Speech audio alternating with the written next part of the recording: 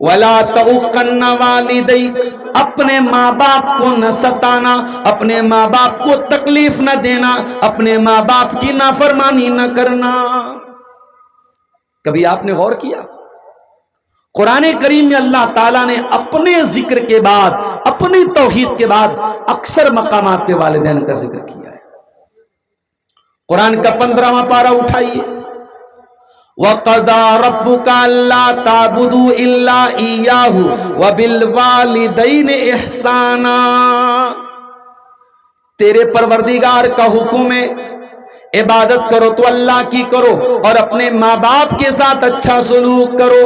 اما یبلغن عندک الکبر احدہما او کلاہما فلا تقل لہما اف ولا تنہرہما وقل لہما قولا کریما، تمہارے ماں باپ میں سے کوئی ایک تم کو بڑھاپے میں مل جائے، ماں مر گئی باپ مل گیا، باپ مر گیا ماں مل گئی، کوئی ایک تم کو مل جائے تو زیادہ خیال رکھنا، دونوں مل جائیں تب بھی خیال رکھنا، ان کو اف بھی نہ کہنا، ان سے ڈانٹ کر کے بات نہ کرنا، ان سے ادب سے بات کرنا، تمیز سے بات کرنا۔ بہت بڑی ہستی ہوتی ہے ماں کی ہستی۔ اللہ نہ کرے کسی کی ماں کو یہ دن دیکھنا پڑے کہ ماں بستر پہ پاخانہ کرے اور بیٹے کو صاف کرنا پڑے۔ اگر کبھی وہ دن آ بھی جائے اور بیٹا بہت فرما بردار ہے، بیٹا ماں سے بہت محبت کرتا ہے، بیٹا اپنی ماں کی گندگی صاف کر رہا ہے، دنیا کہتی ہے بڑا اچھا بیٹا ہے، بڑا نیک بیٹا ہے، ماں بستر پہ لیٹرین کر رہی ہے بیٹا صاف کر رہا ہے، باپ بستر پہ لیٹرین کر رہا ہے بیٹا صاف کر رہا ہے۔ لیکن کبھی غور کرنا میرے پیارے ساتھی، وہ بوڑھی ماں اور بوڑھا باپ جب بستر پہ گندگی کرتے ہیں، بیٹا بیٹی اگر صاف بھی کرتے ہیں تو چہرے پر رومال رکھ کے صاف کرتے ہیں، چہرہ بناتے ہیں، چہرہ بگاڑ لیتے ہیں، بڑی کراہیت کے ساتھ، بڑی ناپسندیدگی کے ساتھ یہ کام کرتے ہیں۔ او لوگوں، تم اپنی ماں کے ساتھ یہ کام اگر کر بھی دو گے تو تم وہ مسکراہٹ کہاں سے لاؤ گے جو تمہاری ماں کے لبوں کے اوپر تھی؟ جب تم چھوٹے تھے تم بار بار گندگی کر دیا کرتے تھے، تمہاری ماں ایک بار بھی تم پر غصہ نہیں کرتی تھی، تمہیں لاڈ کرتی تھی، تمہیں پیار کرتی تھی، مسکرایا کرتی تھی، تمہیں چمکار چمکار کے تمہاری گندگی کو صاف کیا کرتی تھی۔ او لوگوں، آج ماں بوڑھی ہو گئی، آج باپ بوڑھا ہو گیا، آج اگر ان کی گندگی تم صاف کر بھی دو گے، وہ خوشی کہاں سے لاؤ گے، وہ مسکراہٹ کہاں سے لاؤ گے جو ماں کے لبوں کے اوپر تھی؟ نہیں اتار سکتے تم ان کے احسانات کا بدلہ، نہیں اتار سکتے میرے ساتھی۔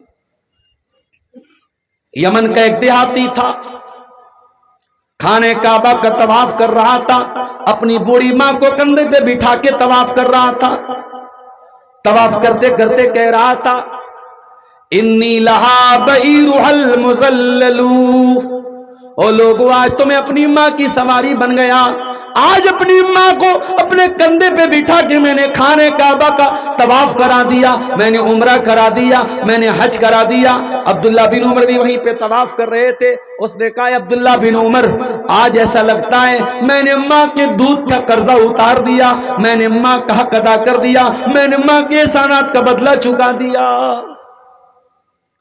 عبداللہ بن عمر خاموش نہیں رہے، فرمایا ارے نادان، تو ماں کو کندھے پہ بٹھا کے خانہ کعبہ کا طواف کرا کے سمجھ رہا ہے بہت بڑا تیر مار لیا تو نے، وَلَا بِزَفْرَةٍ وَاحِدَةٍ، ارے تیری ماں نے جب تجھ کو جنم دیا تھا، ماں نے جب تجھ کو پیدا کیا تھا، پیدائش کے ٹائم، تجھے جنم دینے کے ٹائم، تیری ماں کی زبان سے، تیری ماں کے منہ سے جو درد بھری آواز نکلی تھی، جو چیخ نکلی تھی، جو آواز نکلی تھی، ابھی تو نے اس آواز کا بھی حق ادا نہیں کیا۔ یہ ہوتی ہے ماں۔ ماں کا احترام کرو، باپ کا احترام کرو میرے ساتھی۔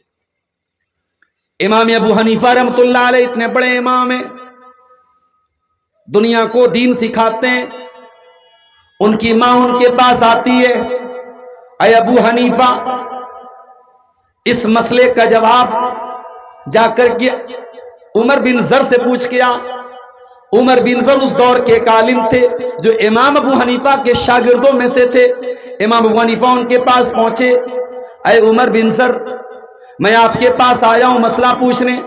उन्होंने कहा क्या बात करते हैं, आप हमारे उस्ताद हैं, आप हमारे पास मसला पूछने आए। कहा मेरी माँ की ख्वाहिश यही है, मेरी माँ की तमन्ना यही है, मेरी माँ इस मसले में मेरा फतवा नहीं मांग रही, आपका फतवा मांग रही है, इसलिए मैं आपके पास आया हूं। इमाम हैवा बिन शुरैह बहुत बड़े मुहद्दिस थे, हदीस पढ़ा रहे थे, दर्स दे रहे थे। तमाम तलबा बैठे हुए हदीस पढ़ने वाले। उनकी मां आती है और कहती ऐ हैवा, जा करके मुर्गी के बच्चों को दाना दे के आ जा, मुर्गी का दरबा खोल के मुर्गी को दाना दे के आ। तलबा हैरान रह गए, हमारे उस्ताद से कैसा काम कराया जा रहा है, हमारे शेख से कैसा काम कराया जा रहा है। उस्ताद ने इशारा किया खामोश रहो। खामोशी से उठे, मुर्गी का दरबा खोला और मुर्गी को चारा देने के बाद वापस आके हदीस पढ़ाने लगे। ओ लोगों, ये बड़े बड़े इम्मा का हाल था, उन्होंने माँ का एहतराम करना हमें सिखाया है। अल्लाह के नबी फरमाते वला तौकन्न वालिदैक, अपने माँ बाप की नाफरमानी मत करना। और अगर तुम्हारे माँ बाप तुमसे ये कहें कि अपने घर को छोड़ दे, अपने माल को छोड़ दे, तब भी तू उनकी बात मान ले। आप कहेंगे मौलाना साहब ये तो बड़ी नाइंसाफी की बात है। मां बाप अगर ये कहते बीवी को तलाक दे दो तो क्या तलाक दे दी जाए? ये तो गलत बात हो जाएगी। लेकिन मैं कहता हूं अगर मां बाप वाकई में किसी सही वजह से बोल रहे हैं तलाक दे दो, किसी शरई बुनियाद से बोल रहे हैं, जैसे इब्राहिम अलैहिस्सलाम ने अपनी बहू के बारे में कहा था, जो बहू नाशुक्री थी, जो बहू अल्लाह ताला का शुक्रिया अदा नहीं करती थी। इब्राहिम अलैहिस्सलाम ने कहा था कि तुम्हारा शौहर आ जाए तो कह देना अय्युगय्यिरा अतबता बाबिक, कि अपने दरवाजे की चौखट को बदल लेना। हजरत इस्माइल ने अपने बाप की बात समझ गए वो कि मेरे बाप का इशारा ये है, दरवाजे की चौखट जो होती है वो बीवी होती है। दरवाजे की सबसे अहम चीज दरवाजे की चौखट होती है। अगर चौखट ही खराब हो तो पूरा घर खराब हो जाता है। अगर बीवी गड़बड़ हो, औरत गड़बड़ हो तो पूरा घर खराब हो जाता है। अल्लाह के नबी सल्लल्लाहु अलैहि वसल्लम की इस हदीस से ये भी पता चला कि औरत घर में चौखट की तरह है। इब्राहिम अलैहिस्सलाम के कहने पर उनके बेटे ने तलाक दी। इसीलिए उलमा कहते हैं कि हर बाप के कहने पर बेटा अपनी बीवी को तलाक नहीं देगा। ऐसा नहीं है खाने में नमक ज्यादा हो जाए, खाने में मसाला ज्यादा हो जाए, बीवी कोई मन मर्जी का काम ना करे और शौहर तलाक दे दे अपने माँ बाप के कहने पर, ऐसा नहीं है। वाकई में अगर बाप इब्राहिम के जैसा हो और इब्राहिम के जैसा बाप अगर अपने बेटे से कहता है कि बेटा तू अपनी बीवी को तलाक दे दे, तो बेटे को तलाक दे देना चाहिए। वही नमरा कान तखरुज मिन अहलिका व मालिक, अल्लाह के नबी फरमाते हैं अगर तुम्हारे माँ बाप तुमसे ये कहें अपना माल छोड़ दे तो माल का मोह मत करना, माल का लालच मत करना, माल छोड़ देना, माल छोड़ करके चले जाना, माँ बाप को नाराज मत करना। इतनी ताकीद है माँ बाप की फरमाबरदारी की, इतनी ताकीद है माँ बाप के साथ हुस्न सलूक की। मेरे प्यारे साथियों, आज हमारे समाज में कितने लोग हैं जो माँ बाप को रुलाते हैं। हाँ, मैं ये भी कहूंगा सिक्के के दोनों पहलुओं पर हमारी नजर होनी चाहिए। अगर समाज में ऐसी औलाद है जो माँ बाप को रुलाती है तो ऐसे वालिदैन भी समाज में हमको मिलेंगे जो अपनी औलाद को रुलाते हैं, जो औलाद के साथ नाइंसाफी करते हैं, जो लड़के लड़कियों की शादी में ताखीर करते हैं, जो लड़के लड़कियों की तरबियत में कोताही करते हैं। अभी हम उस पर भी बात करेंगे। अल्लाह के नबी ने ये दूसरी बात कही कि खबरदार अपने माँ बाप की नाफरमानी मत करना। और आगे बढ़िए, तीसरी नसीहत, वला तत्रुकन्न सलातन मक्तूबतन मुताम्मिदा। और ए मुआज बिन जबल, एक वक्त की नमाज भी तू जानबूझ करके मत छोड़ना। इसलिए कि एक टाइम की नमाज भी जो जानबूझ करके छोड़ता है फकद बरियत मिन जिम्मतुल्लाह, अल्लाह ताला की हिफाजत से निकल जाता है। پتہ یہ چلا جو 5 ٹائم کی نماز پڑھتا ہے وہ اللہ تعالیٰ کی سرکشا میں آ جاتا ہے، وہ اللہ تعالیٰ کی سیکیورٹی میں آ جاتا ہے، اور جو 1 ٹائم کی نماز بھی جان بوجھ کر کے چھوڑتا ہے وہ اللہ تعالیٰ کی سیکیورٹی سے باہر نکل جاتا ہے۔ آج ہمارا حال کیا ہے؟ رات بھر جلسہ سنتے ہیں اور صبح فجر کی نماز میں ہی غائب ہو جاتے ہیں۔ مسجدوں کی کمی نہیں ہے ہمارے گاؤں میں، کمی ہے تو نمازیوں کی کمی ہے میرے پیارے ساتھی۔ مسجد تو بنا لی شب بھر میں ایمان کی حرارت والوں نے، من اپنا پرانا پاپی تھا برسوں میں نمازی بن نہ سکا۔ اور یہ بھی یاد رکھو، جس سماج میں نماز کے معاملے میں لاپرواہی ہوگی وہاں نشہ بھی پایا جائے گا، وہاں زنا بھی پایا جائے گا، وہاں شراب بھی پائی جائے گی، وہاں حرام کاری بھی پائی جائے گی۔ ایک نماز ایک ایسی چیز ہے جو بہت ساری برائیوں کو کنٹرول کرتی ہے۔ اسی لیے اللہ قرآن میں کہتا ہے اقیم الصلاۃ، نماز قائم کرو، ان الصلاۃ تنہا عن الفحشاء والمنکر، یہ نماز تم کو بے حیائی سے روکتی ہے، یہ نماز تم کو برائی سے روکتی ہے۔ قرآن کا 16واں پارہ اٹھاؤ، سورہ مریم میں اللہ فرماتا ہے فخلف من بعدہم خلف اضاعوا الصلاۃ، نبیوں کے جانے کے بعد ایسے نالائق لوگ آئے جنہوں نے نمازوں کو برباد کیا، واتبعوا الشہوات، اور جنہوں نے خواہشات کی اندھی پیروی کی، فسوف یلقون غیا، ایسے لوگ جہنم میں ڈالے جائیں گے۔ جو خواہشات کی اندھی پیروی کرے گا وہ جہنم کی آگ میں ڈالا جائے گا۔ میرے پیارے ساتھیوں، نماز کی پابندی کیجیے۔ اللہ کے نبی نے 1 ٹائم کی نماز چھوڑنے پر یہ نتیجہ بتایا ہے کہ اللہ تعالیٰ کی حفاظت سے انسان نکل جاتا ہے۔ اور آگے بڑھیے، چوتھی نصیحت، وَلَا تَشْرَبَنَّ خَمْرًا، اور خبردار شراب مت پینا، فَإِنَّهُ رَأْسُ كُلِّ فَاحِشَةٍ، یہ شراب ہر گندگی کی جڑ ہے۔ شراب پی لیا انسان نے، نشے میں ہے، اب وہ کس کو ٹچ کر دے گا، کیا بول دے گا، کون سی گالی بک دے گا، کس کا مرڈر کر دے گا۔ ابھی آپ نے دیکھا ارریا کا فاربس گنج کا وہ لائیو ویڈیو بنا ہے، سرعام کس طریقے سے ایک انسان دوسرے انسان کا سر کاٹ کے، ایک مسلمان شاید وہ آٹو ڈرائیور تھا، اس کا جو ہے اس نے سر دھڑ سے الگ کر دیا، سر الگ رکھا ہوا ہے، دھڑ الگ رکھا ہوا ہے، مین روڈ پر۔ یہ آپ کے جھارکھنڈ سے بہت دور نہیں، ارریا کا علاقہ، فاربس گنج کا علاقہ۔ مجھے نہیں معلوم کہ وہ نشے کی حالت میں تھا کہ نہیں تھا، لیکن جس طریقے سے یہ واقعہ دیکھنے میں لگ رہا ہے اس بات کا امکان ہے کہ وہ نشے کی حالت میں تھا۔ ریپ کے زیادہ تر کیسز نشے کی حالت میں ہوتے ہیں۔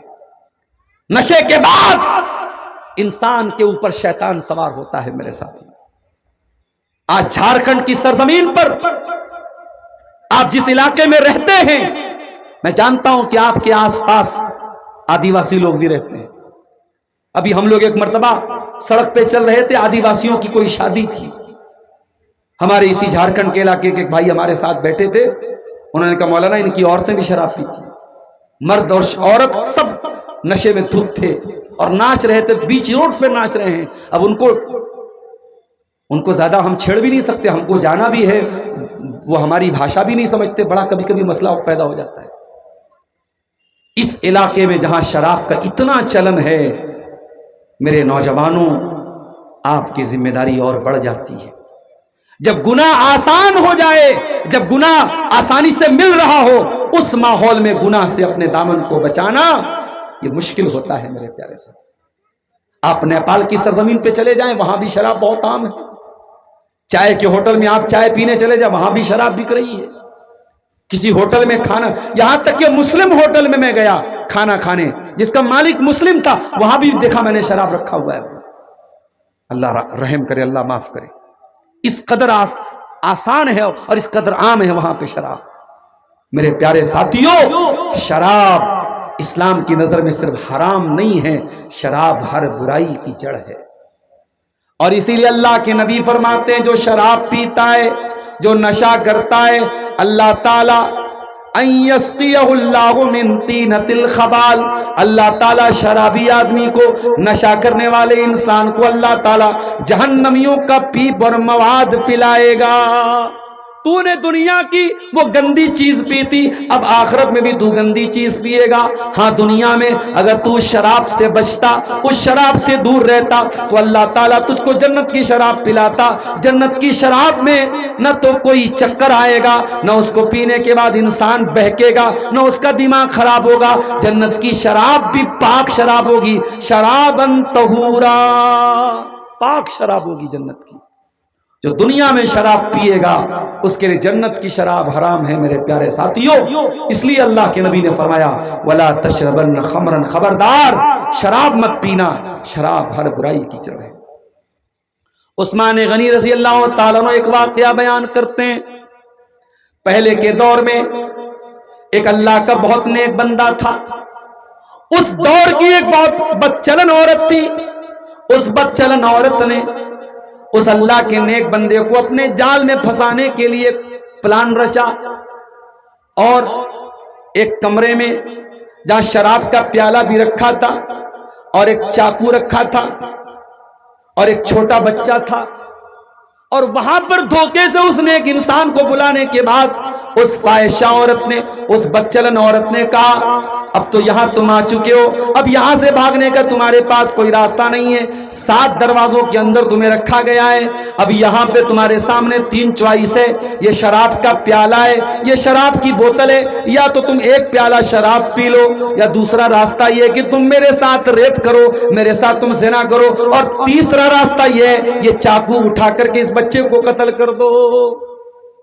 اس متقی انسان نے سوچا بچے کو قتل کرتا ہوں تو یہ ہتیا ہو جائے گی، بڑا گناہ ہو جائے گا، عورت کے ساتھ زنا کرتا ہوں یہ بھی بہت بڑا گناہ ہو جائے گا، شراب پی لیتا ہوں یہ ہلکا گناہ ہے۔ شراب پیا اس نے، اور جب ایک مرتبہ شراب پیا اور نشہ چڑھا تو پوری شراب کی بوتل پی گیا، اور جب نشے میں پاگل ہو گیا تو عورت کے ساتھ زنا بھی کرتا ہے اور اس بچے کو قتل بھی کر دیتا ہے۔ حضرت عثمان غنی یہ واقعہ بیان کرنے کے بعد کہتے ہیں او لوگو شراب سے بچو، شراب ام الخبائث ہے، تمام برائیوں کی جڑ ہے، تمام برائیوں کی ماں ہے۔ اور آج ہمارا نوجوان بہت آگے نکل چکا ہے، اب شراب تو بہت چھوٹی چیز ہو گئی، اب تو ڈرگس کا نشہ ہو رہا ہے، اب تو ہیروئن اور افیم اور گانجا اور چرس اور کتنی چیزوں کا نشہ ہو رہا ہے آپ سوچ نہیں سکتے۔ یعنی بہت سارے دوا کے سیرپ ایسے ہیں، بہت سارے میڈیکل اسٹور پہ ملنے والی دوائیں ایسی ہیں جن کو نشہ بنا کے نوجوان استعمال کر رہا ہے۔ میرے پیارے ساتھیوں میں ایسے نوجوانوں سے ایک ہی اپیل کروں گا، اللہ کے واسطے ہر طریقے کے نشے کو چھوڑ دو۔ یہ جو تم نشے کا راستہ اپنا رہے ہو یہ خودکشی کا راستہ ہے، یہ سوسائڈ کا راستہ ہے۔ اپنے آپ کو ہلاک نہ کرو، اپنے پریوار پر ترس کھاؤ، اپنے ماں باپ پر ترس کھاؤ۔ تمہاری ماں نے بڑی محنتوں سے تمہیں پالا ہے، تمہارے باپ نے بڑے سپنے دیکھے ہیں تمہیں لے کر کے، تم نشہ کر کے اپنے ماں باپ کے سپنوں کو مت توڑو۔ اللہ کے واسطے شراب سے، نشے سے، گٹکھے سے، سگریٹ سے، ہر قسم کے ڈرگ سے میرے نوجوان ساتھیوں اپنے آپ کو دور رکھو۔ اللہ کے نبی چوتھی نصیحت کر رہے ہیں شراب مت پیو، کیونکہ شراب یہ تمام برائیوں کی جڑ ہے۔ 5ویں نصیحت وَإِيَّاكَ وَالْمَعْصِيَةَ، اور اے معاذ بن جبل تم اللہ تعالیٰ کی نافرمانی مت کرنا، گناہ مت کرنا۔ فَإِنَّ بِالْمَعْصِيَةِ حَلَّ سَخَطُ اللَّهِ، اس لیے کہ گناہ کرنے سے اللہ تعالیٰ ناراض ہوتا ہے۔ جب آپ کوئی گناہ کا کام کریں گے آپ کے بچے پر بھی اثر پڑے گا، بیوی پر بھی اثر پڑے گا، گھر کے ماحول پر بھی اثر پڑے گا، روزی روٹی پر اثر پڑے گا۔ او لوگوں ہم نے بہت ساری مثالیں دیکھی ہیں سماج میں، شوہر شادی شدہ ہے، بیوی کو کے رہتے ہوئے غیر عورتوں کے ساتھ اس کا ریلیشن ہے، اویدھ سمبند ہے، ناجائز تعلق ہے، اس کا نقصان یہ ہوتا ہے اس کا اچھا خاصا بھرا پورا پریوار برباد ہو جاتا ہے، اس کے گھر کی خوشی برباد ہو جاتی ہے، اس کی بیوی اس سے متنفر ہو جاتی ہے، اس کے بچے اس سے دور ہو جاتے ہیں، اور پاپ کا گھڑا ایک دن ضرور پھوٹ جاتا ہے۔ میرے پیارے ساتھیوں یاد رکھو برائی کبھی چھپنے والی نہیں ہے، پاپ کبھی چھپنے والا نہیں ہے، ایک نہ ایک دن سامنے آ جائے گا۔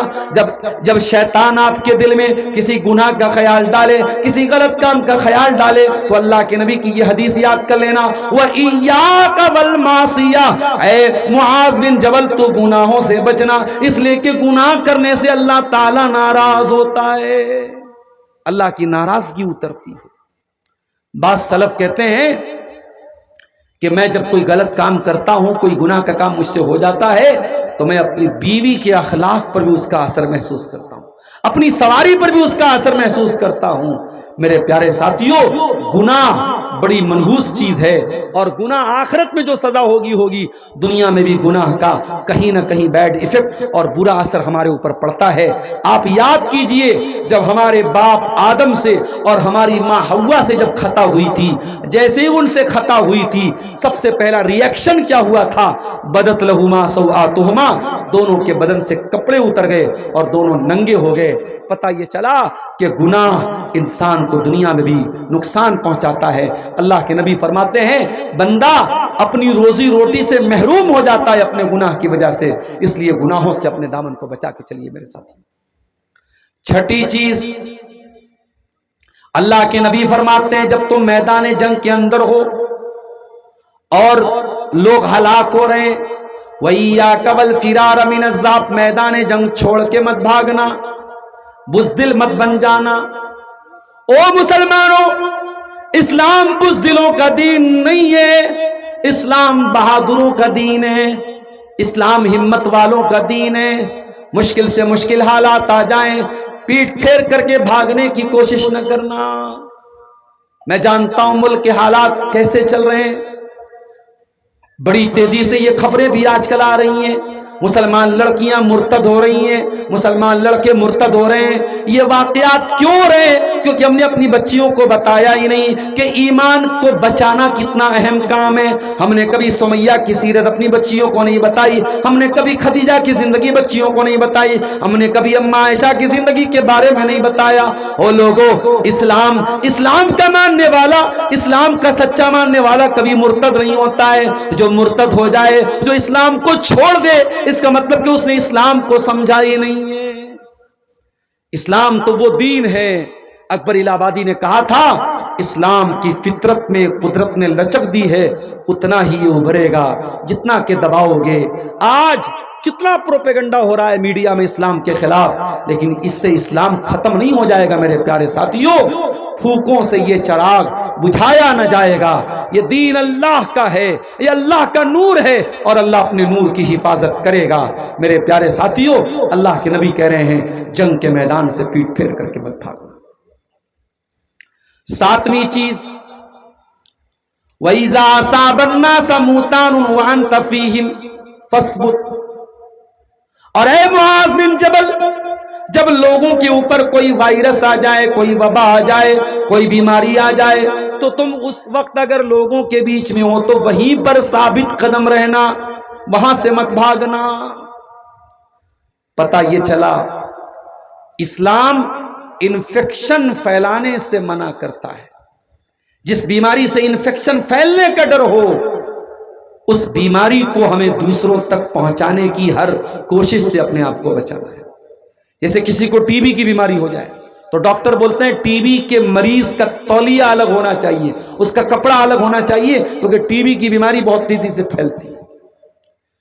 تو جو بیماریاں انفیکشن ہے جن کے اندر، اگر اس میں سے کوئی بیماری آپ کو ہو گئی ہے،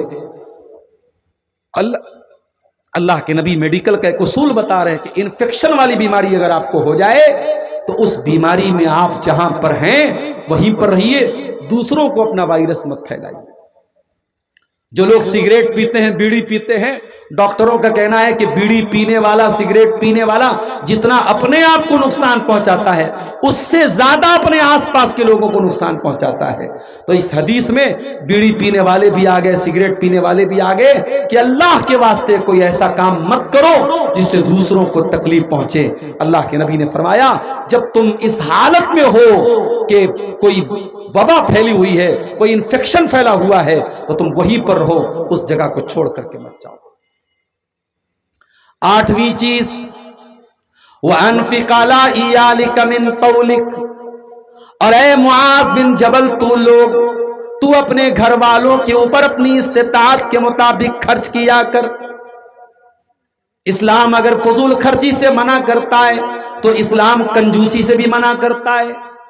آپ کو اللہ تعالیٰ نے اگر نوازا ہے، اپنی بیوی کو اچھا کپڑا بھی پہناؤ، اپنی بیوی کو اچھا کھانا بھی کھلاؤ، اپنے بچوں کو اچھا کھانا بھی کھلاؤ۔ میرے پیارے ساتھیوں، چمڑی چلی جائے دمڑی نہ جائے، وہ مزاج اگر کسی کا ہے تو کان کھول کے سن لے، یہ مزاج اسلام کا نہیں ہے۔ اسلام اگر فضول خرچی کے خلاف ہے تو اسلام کنجوسی کے بھی خلاف ہے۔ اللہ کے نبی تو یہاں تک فرماتے ہیں کہ اگر آپ اپنی بیوی کو کھانا کھلاتے ہیں اس پر بھی آپ کو ثواب ملے گا۔ اگر اللہ کو راضی کرنے کے لیے حتی اللقمۃ التی تضعها فی امراتک، اگر اپنی بیوی کے منہ میں اگر آپ لقمہ بھی ڈالتے ہیں، کھانا بھی کھلاتے ہیں، اس پر بھی میرے پیارے ساتھیوں آپ کو ثواب ملے گا۔ لہٰذا اپنے بال بچوں پر خرچ کیجئے۔ آج بہت ساری عورتوں کو شکایت ہوتی ہے، ہمارا شوہر ہمارے کپڑے کا خیال نہیں کرتا، ہمیں اچھا کھلاتا نہیں ہے، ہمارے شوہر کی آمدنی اچھی ہے، اس کی انکم اچھی ہے، مگر ہمارے پاس ایسے میسیجز بھی کبھی کبھی آتے ہیں عورتوں کی طرف سے بھی اور بعض نوجوانوں کی طرف سے بھی، ہمارے ماں باپ ہماری ضرورتوں کا خیال نہیں کرتے، ہمارے باپ کی اچھی آمدنی ہے، اپنے بیٹوں کا خیال نہیں کرتا ہے۔ میرے پیارے ساتھیوں، اللہ کے نبی نے ہمیں حکم دیا ہے وَأَنْفِقْ عَلَىٰ عِيَالِكَ مِنْ طَوْلِكَ، اپنی طاقت کے مطابق، اپنی استطاعت کے مطابق اپنے بال بچوں کے اوپر آپ خرچ کیجئے۔ یہ اللہ کے نبی کی 8ویں نصیحت ہے۔ اور 9ویں نصیحت کیا ہے؟ وَلَا تَرْفَعْ عَصَاكَ عَنْهُمْ أَدَبًا، اپنے بال بچوں کو سکھانے کے لیے، تعلیم دینے کے لیے اگر چھڑی کا استعمال کرنا پڑے تو چھڑی کا بھی استعمال کرو۔ جب تمہارا بچہ چھوٹا تھا، کوئی غلط کام کیا اس نے، تم نے لاڈو پیار کر کے اس بچے کا حوصلہ بڑھا دیا، کل وہی بچہ جب بڑا ہونے کے بعد وہی کام کرنے لگا۔ چھوٹا تھا، اسکول میں پڑھتا تھا، چھوٹی چھوٹی بچیوں کو پریشان کرتا تھا، تمہارے سامنے کمپلینٹ آئی، تم نے اپنے بچے کی سائیڈ لے لی، تم نے بچے کو ایک بار بھی نہ ڈانٹا نہ مارا کہ تو لڑکیوں کو بچیوں کو کیوں چھیڑ رہا ہے۔ تم نے چھوٹے بچے کو اگر بچپن میں سکھایا ہوتا کہ دوسروں کی بچیوں کو اور دوسروں کی بیٹیوں کو ستایا نہ کر، تو جوان ہونے کے بعد یہ ایان جیسے لڑکوں کی مثال ہمارے سامنے نہ آتی۔ میرے پیارے ساتھیوں، آپ اپنے بچوں کو بچپن سے حیا کا سبق سکھائیے۔ معاف کرنا، آج ہمارے بچے یوٹیوب کے ذریعے جوان ہو رہے ہیں، موبائل کے ذریعے جوان ہو رہے ہیں۔ ہمارے بچے ماں باپ سے زیادہ تو یوٹیوب کی بات مانتے ہیں، ماں باپ سے زیادہ تو موبائل کی بات مانتے ہیں۔ حالات تو یہاں تک پہنچ گئے ہیں، بچہ بغیر موبائل کے کھانا نہیں کھاتا ہے، جب تک ویڈیو نہ دکھایا جائے بچہ کھانا نہیں کھاتا ہے۔ بچہ اسکول جانے کے پہلے جب تک موبائل نہ دکھایا جائے وہ اسکول جانے کے لیے تیار نہیں ہوتا ہے۔ او لوگوں، اتنا زیادہ موبائل کو اپنے بچوں کی مجبوری نہ بناؤ، ورنہ کل جوان ہونے کے بعد یہی بچہ جب 24 گھنٹہ موبائل سے چپکا رہے گا تو کیا کیا کانڈ کرے گا آپ سوچ بھی نہیں سکتے۔ وَلَا تَرْفَعْ عَصَاكَ عَنْهُمْ أَدَبًا، اپنے بچوں کو اور اپنے گھر والوں کو اگر ان کو مارنے کے لیے تمہیں چھڑی کا استعمال کرنا پڑے تو اس سے بھی تم پیچھے مت رہنا۔ اسی لیے اللہ کے نبی فرماتے ہیں جب تمہارے بچے 7 سال کے ہو جائیں تم ان کو نماز کا حکم دو، اور جب تمہارے بچے 10 سال کے ہو جائیں اور نماز نہ پڑھے تو ان کی پٹائی کرو۔ اگر آپ نے 10 سال کے بچے کو ایک ٹائم کی نماز چھوڑنے پر اگر چھڑی سے مارا ہوتا تو آج 18-20 سال کا آپ کا لڑکا بے نمازی نہ ہوتا۔ او لوگوں، ہمارا مسئلہ تو یہ ہے، ہم تو خود بے نمازی، ماں تو خود بے نمازی، باپ خود بے نمازی، تو بچے کو کس منہ سے نمازی بنائیں گے ہم؟ چھڑی کا استعمال کرنے کی تعلیم دی اللہ کے نبی نے۔ پتہ یہ چلا اتنا آسان کام نہیں ہے ماں باپ بننا، بچوں کی تربیت کرنا اتنا آسان کام نہیں ہے۔ میری پیاری ماں بہنوں، یہ جوان لڑکیاں جو آج بے پردگی کر رہی ہیں، بے حیائی کر رہی ہیں، ایسا تو نہیں ہے کہ جب وہ گھر سے کپڑا پہن کر کے نکلی تھی ان کی ماں کے اوپر، ان کی ماں کی آنکھ پر پٹی بندھی ہوئی تھی، ماں بھی دیکھ رہی تھی میری بیٹی کس حالت میں گھر سے نکل رہی ہے، باپ بھی دیکھ رہا تھا میری بچی کس حالت میں گھر سے نکل رہی ہے۔ بیٹی جوان ہو چکی ہے، بیٹی 15-16 سال کی لڑکی ہو چکی ہے، جوان لڑکی بے پردہ سج سور کر کے لپسٹک لگا کر کے میک اپ کر کے نکل رہی ہے۔ اگر ماں باپ کو کوئی اعتراض نہیں ہے اور ماں باپ نے نکلنے کی اجازت دی ہے، اس کا مطلب یہ ہوا کہ ماں باپ خود اپنی بچی کو بے حیا بنا رہے ہیں۔ یہ کچھ سوالات ہیں۔ اللہ اکبر۔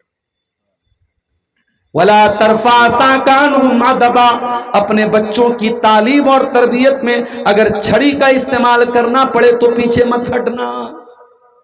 یہ اللہ کے نبی کی نویں نصیحت ہے میرے ساتھی۔ اور 10ویں نصیحت کیا ہے؟ وَأَخِفْهُمْ فِي اللَّهِ، اپنے بچوں کے دل میں اللہ کا ڈر پیدا کرو۔ ہو لوگو، آج میڈیا والے لاکھ زہر پھیلا رہے ایان کے خلاف، اور ایان کے ذریعے پوری مسلم کمیونٹی کے خلاف زہر پھیلا رہے ہیں، لیکن ہمیں بھی تو یہ سوچنا پڑے گا کہ کاش ہم نے اپنے بچوں کی تعلیم و تربیت پر توجہ دی ہوتی، ہم نے ان کے دل میں اللہ کا ڈر پیدا کیا ہوتا، ہم نے بتایا ہوتا کہ دوسروں کی بہن بیٹیوں کی عزت کے ساتھ کھیلنا یہ اسلام میں حرام ہے، یہ بچوں کو سکھایا ہوتا تو شاید یہ حالات نہ آتے۔ وَأَخِفْهُمْ فِي اللَّهِ، اپنے بچوں کے دل میں اللہ کا ڈر پیدا کرو میرے پیارے ساتھیوں۔ اپنے بچوں کو بتاؤ حلال کیا ہے، حرام کیا ہے، جائز کیا ہے، ناجائز کیا ہے۔ اللہ کے پیارے نبی مسجد میں بیٹھے ہوئے ہیں اور 5 سال کا آپ کا نواسا حضرت حسن رضی اللہ تعالیٰ عنہ مسجد میں آتے ہیں اور وہیں پہ زکوٰۃ کی کھجور رکھی ہوئی ہے، اور ایک کھجور منہ میں اٹھاتے ہیں اور منہ میں ڈالنے لگتے ہیں۔ اللہ کے نبی کی نظر پڑتی ہے، اللہ کے نبی چاہتے ڈائریکٹ کھجور چھین کے پھینک دیتے، مگر بچے کو کی تربیت اس سے نہ ہوتی۔ آپ نے اس 5 سال کے بچے سے کہا کخ کخ، بیٹا تھوک دے، بیٹا نکال دے۔ اما شعورت انا لا ناکل الصدقہ، اے میرے بچے کیا تو نہیں جانتا تو محمد کا نواسا ہے، تو محمد رسول اللہ کا بیٹا ہے، تو میرے اہل بیت میں سے ہے، اور محمد رسول اللہ کے اہل بیت کے لیے زکوٰۃ کی رقم حرام ہے، ہم زکوٰۃ کی کوئی چیز نہیں کھا سکتے، بیٹا اس کھجور کو نکال دے۔ اللہ کے نبی 5 سال کے بچے کو حلال اور حرام کے بارے میں بتا رہے ہیں۔ آپ کا لڑکا 20 سال کا ہو گیا، آپ کی لڑکی 20 سال کی ہو گئی، آپ نے کب اس کو حلال و حرام کے بارے میں بتایا ہے؟ میرے پیارے ساتھیوں، یہ نبی کی نصیحت، اس کو گرے باندھ لیجئے، اس کو پلے باندھ لیجئے۔ وَأَخِفْهُمْ فِي اللَّهِ، اپنے بچوں کے دل میں اللہ کا ڈر پیدا کیجئے۔ فرمایا لا تشرک باللہ شیئا، اے معاذ بن جبل تو اللہ کے ساتھ کسی کو شریک نہ کرنا، تو شرک نہ کرنا۔ وَإِن قُتِلْتَ وَحُرِّقْتَ، تجھے قتل کر دیا جائے، تجھے جلا دیا جائے، تب بھی تو اللہ کے ساتھ شرک مت کرنا۔ دوسری نصیحت وَلَا تَوْقَنَّ وَالِدَيْكَ وَإِنَّمَا رَاكَانْ تَخْرُجَ مِنْ أَهْلِكَ وَمَالِكَ، اور اے معاذ بن جبل اپنے ماں باپ کی تو نافرمانی نہ کرنا، اپنے ماں باپ سے قطع تعلقی نہ کرنا، اپنے ماں باپ سے رشتہ نہ توڑ لینا۔ اگر تیرے ماں باپ تجھے اپنے گھر سے نکلنے کو بول دیں، اگر تیرے ماں باپ اپنے مال کو چھوڑنے کو بول دیں، تب بھی تو ان کی بات مان لینا، ان کو ناراض نہ کرنا۔ ابھی میں صرف ترجمہ کر رہا ہوں، ابھی میں اس کو کلیئر کروں گا کہ حدیث کا مطلب کیا ہے۔ تیسری نصیحت وَلَا تَتْرُكَنَّ صَلَاةً مَكْتُوبَةً مُتَعَمِّدًا، اور اے معاذ بن جبل ایک وقت کی نماز بھی تو جان بوجھ کر مت چھوڑنا۔ فَإِنَّ مَن تَرَكَ صَلَاةً مَكْتُوبَةً مُتَعَمِّدًا، ایک ٹائم کی نماز بھی اگر کوئی جان بوجھ کر کے چھوڑتا ہے، فقد بریت منہ ذمت اللہ، تو اللہ تعالیٰ کی سرکشا سے نکل جاتا ہے، اللہ تعالیٰ کی ذمہ داری سے نکل جاتا ہے، اللہ تعالیٰ کی حفاظت سے نکل جاتا ہے۔ چوتھی نصیحت وَلَا تَشْرَبَنَّ خَمْرًا، اور اے معاذ بن جبل کبھی شراب مت پینا، فَإِنَّهُ رَأْسُ كُلِّ فَاحِشَةٍ، یہ شراب ہر برائی کی جڑ ہے۔ پانچویں نصیحت وَإِيَّاكَ وَالْمَعْصِيَةَ، اور اے معاذ بن جبل تو گناہ سے بچنا، تو اللہ کی نافرمانی سے بچنا، تو پاپ کرنے سے بچنا۔ فَإِنَّ بِالْمَعْصِيَةِ حَلَّ سَخَطُ اللَّهِ، اس لیے کہ جب اللہ تعالیٰ کی نافرمانی ہوتی ہے، جب گناہ کا کام ہوتا ہے، جب پاپ ہوتا ہے، تو اللہ تعالیٰ کا غصہ نازل ہوتا ہے، اللہ کی ناراضگی اترتی ہے۔ چھٹی نصیحت، اے معاذ بن جبل، وَإِيَّاكَ وَالْفِرَارَ مِنَ الزَّحْفِ، تو میدان جنگ سے کبھی پیٹ پھیر کر کے نہ بھاگنا۔ وَإِنْ هَلَكَ النَّاسِ، اگر دشمن تمہیں قتل بھی کر رہا ہے، تمہاری جان کے لالے پڑ رہے ہیں، تمہاری جان جا رہی ہے، اے معاذ بن جبل اس سچویشن میں بھی تم جنگ کے میدان سے مت بھاگنا۔ ساتویں نصیحت، وَإِذَا أَصَابَ النَّاسَ مُوتَانٌ وَأَنْتَ فِيهِمْ فَاصْبِرْ، اور اے معاذ بن جبل اگر کبھی لوگوں کے اوپر کوئی ایسی بیماری آ جائے جو موت کی چپیٹ میں لوگوں کو لے کے جا رہی ہے، کوئی وائرس پھیل جائے، کوئی وبا پھیل جائے، کوئی جان لیوا بیماری پھیل جائے، تو زمین کو چھوڑ کے مت بھاگنا، تو وہیں پر رہنا، اس علاقے کو، اس سرزمین کو چھوڑ کے مت بھاگنا۔ آٹھویں نصیحت، وَأَنْفِقْ عَلَىٰ عِيَالِكَ مِنْ طَوْلِكَ، اپنے بچوں پر، اپنے پریوار پر اللہ تعالیٰ نے جتنا نوازا ہے اس حساب سے اپنے بال بچوں پر بھی خرچ کرنا۔ نویں نصیحت، وَلَا تَرْفَعْ عَصَاكَ عَنْهُمْ أَدَبًا، اور اے معاذ بن جبل اپنے پریوار کو، اپنے بال بچوں کو اگر دین سکھانے کے لیے، ان کی تربیت کرنے کے لیے اگر چھڑی کا استعمال بھی کرنا پڑے، اگر مارنا پڑے، اگر پیٹنا پڑے، تو اس سے بھی تم پیچھے مت رہنا۔ اور آخری نصیحت، 10ویں، وَأَخِفْهُمْ فِي اللَّهِ، اور اے معاذ بن جبل اپنے گھر والوں کے دل میں اللہ تعالی کا ڈر پیدا کر دینا۔ یہ ہے اس حدیث کا ایک مختصر سا ٹرانسلیشن کہہ لیجئے، انواد کہہ لیجئے، ترجمہ کہہ لیجئے، جو میں نے حدیث پڑھی تھی آپ کے سامنے، اس حدیث کا یہ ترجمہ ہے۔ اس حدیث میں اللہ کے نبی نے 10 باتوں کا حکم دیا ہے، اور اگر ہم بہت لمبی تقریر نہ سن کر کے، رات بھر جلسے نہ سن کر کے، صرف اس ایک حدیث پر عمل کر لیں اور ان 10 باتوں پر عمل کر لیں، انشاءاللہ بہت سارے مسئلے حل ہو جائیں گے، بہت ساری برائیاں ختم ہو جائیں گی۔ حدیث کے راوی کون ہیں؟ معاذ بن جبل رضی اللہ تعالی۔ یہ وہ صحابی ہیں جو 18 سال کی عمر میں اسلام لائے تھے۔ 18 سال کی عمر میں ہمارا نوجوان موبائل پر بیٹھ کر کے ویڈیو گیم کھیلتا رہتا ہے، 18 سال کا نوجوان لڑکیوں سے چیٹنگ کرتا رہتا ہے، 18 سال کا نوجوان نشہ کر رہا ہے، 18 سال کا نوجوان آوارہ گردی کر رہا ہے۔ 18 سال کی عمر میں معاذ بن جبل رضی اللہ تعالیٰ عنہ اسلام قبول کرتے ہیں، اور 2 سال کے بعد اسلام کی پہلی لڑائی ہوتی ہے، جس کو ہم جنگ بدر کہتے ہیں۔ اس جنگ بدر میں اللہ کے پیارے نبی کے ساتھ جو 313 صحابہ کرام تھے، ان 313 میں 20 سال کا ایک نوجوان بھی تھا جس کا نام معاذ بن جبل تھا۔ بہت کم عمر میں ایمان لائے، اور 38 سال کی عمر میں ان کا انتقال ہو گیا۔ اتنی کم عمر انہوں نے پائی تھی، جوانی میں ایمان لائے، بڑھاپے کے پہلے انتقال ہو گیا، لیکن اتنا بڑا مقام و مرتبہ ہے معاذ بن جبل کا۔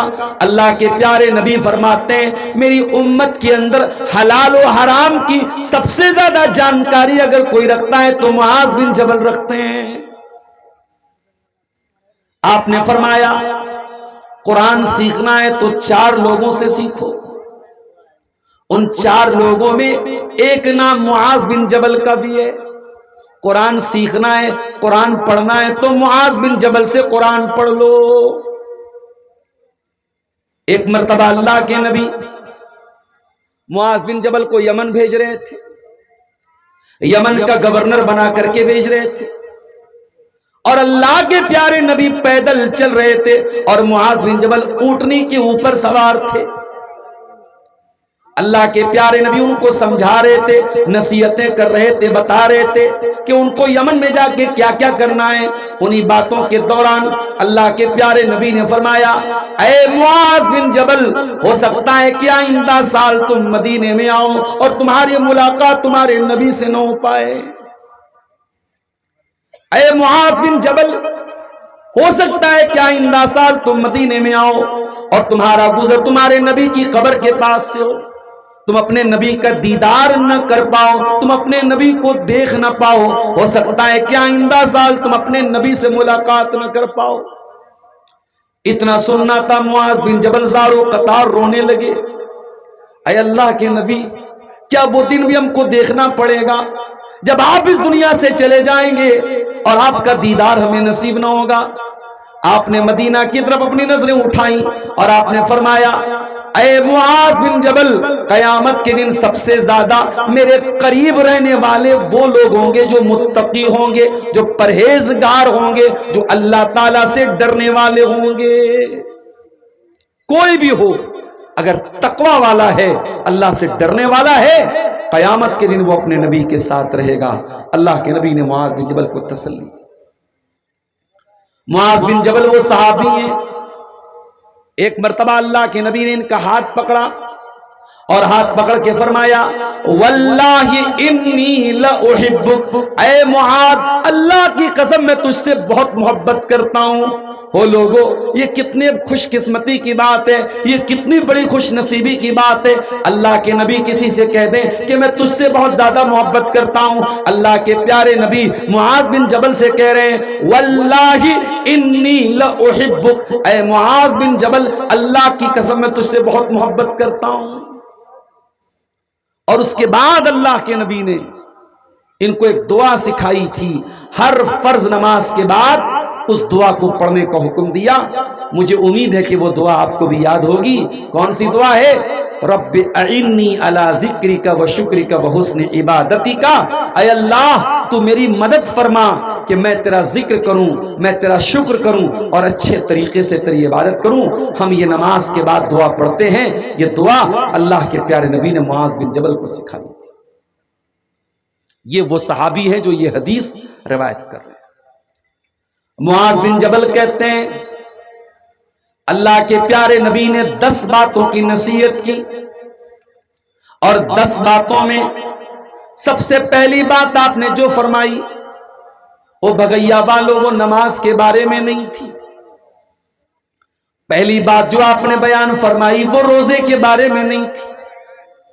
पहली बात जो आपने बयान फरमाई वो ज़कात और हज के बारे में नहीं थी। आपने फरमाया, ला तुशरिक बिल्लाहि शैआ, ऐ मुआज बिन जबल, तू अल्लाह के साथ किसी को शरीक मत करना। कहीं ऐसा ना हो किसी पेड़ के आगे, किसी मजार के आगे, किसी कब्र के आगे, किसी पत्थर के आगे तू सजदा जाके करने लगना। कहीं ऐसा ना हो तेरे घर में लाल काले पीले धागे तेरे बच्चों को पहनाए जाने लगे। कहीं ऐसा ना हो तेरे घर की औरतें भी मजारों पे जाके औलाद मांगने चली जाएं, नकली पीरों के पास, नकली बाबाओं के पास जाके औलाद मांगने लगे।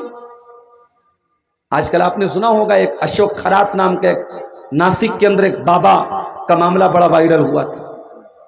100 से ज्यादा औरतों के साथ उसने रेप किया था, जिनके वीडियोस अवेलेबल है, और कितनी होंगी अल्लाह आलम। और अशोक खरात का इतना बड़ा कांड दुनिया के सामने आया और कोई ऐसी कार्रवाई नहीं हुई, कोई उसके घर पे बुलडोजर नहीं चला। और अभी अमरावती महाराष्ट्र का एक वाकया जब सामने आया, सिर्फ मुस्लिम नाम आ गया, अयान नाम के एक नौजवान लड़के का नाम आया, और हकीकत ये थी उसने भी जो हरकत की इंतहाई गिरी हुई और कमीनेपन की हरकत की। उसने बहुत सारी लड़कियों को अपने जाल में फंसाया, और सही बात यह कि 8 लड़कियों का वीडियो उसका वायरल हुआ। اور پولیس نے گرفتار بھی کیا، اس کے گھر پر بلڈوزر بھی چلا، اور 8 ویڈیو کو میڈیا آج 180 ویڈیو بنا کے پیش کر رہی ہے۔ صرف نام میں مسلم آ جائے تو میڈیا کا رویہ دیکھ لیجئے۔ اشوک کھرات کے معاملے میں جو میڈیا خاموش تھی، جب نام عیان آ گیا، مسلم نام آ گیا، تو میڈیا میں سب کے بیانات بھی آنے لگے۔ ہم تو ایک ہی گزارش کریں گے، میڈیا والوں سے بھی کریں گے اور قانون کے رکھوالوں سے بھی کریں گے کہ ہم جس قانون کو مانتے ہیں اور جو ہمارے بھارت کا سنویدھان جو کہتا ہے، وہ قانون کسی دھرم کی بنیاد پر، کسی جاتی کی بنیاد پر، کسی کے مذہب کی بنیاد پر کوئی بھید بھاؤ نہیں کرتا ہے۔ قانون کے چہرے پر پٹی بدی رہتی ہے، قانون مذہب کے معاملے میں اندھا ہوتا ہے۔ اگر قانون کا پالن ہو رہا ہے تو سب کے ساتھ ہونا چاہیے۔ اور میرے پیارے ساتھیوں، ایان نام کے اس لڑکے کی یہ جو حرکت تھی، اس سے یہ بھی پتا چلا کہ اگر ہم نے اپنے جوان بچوں اور بچیوں کے ہاتھ میں موبائل دیا ہے تو ہم صرف ان کا پاسورڈ جاننے کی کوشش نہ کریں، ہم یہ بھی جاننے کی کوشش کریں کہ ہمارا بیٹا وہ اس کے اندر حیا ہے کہ نہیں ہے، اس کا پاسورڈ ہمیں معلوم ہو جائے، یہ اتنی بڑی بات نہیں ہے۔ ہمارا بچہ اور ہماری بچی اگر حیا والی نہیں ہے تو اس طریقے کے کانڈ میرے پیارے ساتھیوں اور بھی سامنے آتے چلے جائیں گے۔ تو آپ غور کیجئے، اللہ کے نبی نے جو 10 باتوں کی نصیحت کی ہے، اس میں سب سے پہلی بات آپ نے کہی، لا تشرک باللہ شیئا، اللہ کے ساتھ تو کسی کو شریک مت کر۔ اس دھرتی کے اوپر سب سے بڑا پاپ اگر کوئی ہے، سب سے بڑا گناہ اگر کوئی ہے تو اللہ کے ساتھ شرک کرنا ہے۔ حضرت لقمان اپنے بچے سے کہتے ہیں، یا بنی لا تشرک باللہ، اے میرے بچے تو اللہ کے ساتھ شرک نہ کرنا، ان الشرک لظلم عظیم، شرک دنیا کا سب سے بڑا پاپ ہے۔ اللہ قرآن میں 18 نبیوں کا تذکرہ کرنے کے بعد کہتا ہے، وَلَوْ أَشْرَكُوا لَحَبِطَ عَنْهُمْ مَا كَانُوا يَعْمَلُونَ۔ ہمارے 18 نبیوں نے بھی اگر اللہ کے ساتھ شرک کیا ہوتا، ان کی تمام نیکیاں برباد ہو گئی ہوتی، ان کے تمام اعمال برباد ہو گئے ہوتے۔ اللہ قرآن میں اپنے آخری نبی سے کہتا ہے، وَلَقَدْ أُوحِيَ إِلَيْكَ وَإِلَى الَّذِينَ مِن قَبْلِكَ لَئِنْ أَشْرَكْتَ لَيَحْبَطَنَّ عَمَلُكَ وَلَتَكُونَنَّ مِنَ الْخَاسِرِينَ۔ اے میرے نبی، اگر آپ نے بھی شرک کر دیا تو آپ کی بھی تمام نیکیاں برباد ہو جائیں گی۔ شرک تمام نیکیوں کے لیے زہر کا کام کرتا ہے۔ اگر انسان حاجی ہے، نمازی ہے، عمرے کر چکا ہے، لیکن اگر شرک کر کے دنیا سے جاتا ہے اور توبہ کیے بغیر مر جاتا ہے، اس انسان کی مغفرت نہیں ہو سکتی۔ اللہ نے اعلان کر دیا کہ مشرک کے لیے جنت حرام ہے۔ انہ من یشرک باللہ فقد حرم اللہ علیہ الجنہ، جو اللہ تعالیٰ کے ساتھ شرک کرے گا اس کا ٹھکانہ جہنم ہے، ومأواہ النار، اس کا ٹھکانہ جہنم ہے، جنت اس کے لیے حرام ہے۔ وما للظالمین من انصار، اور ایسے ظالموں کا کوئی مددگار نہیں ہے۔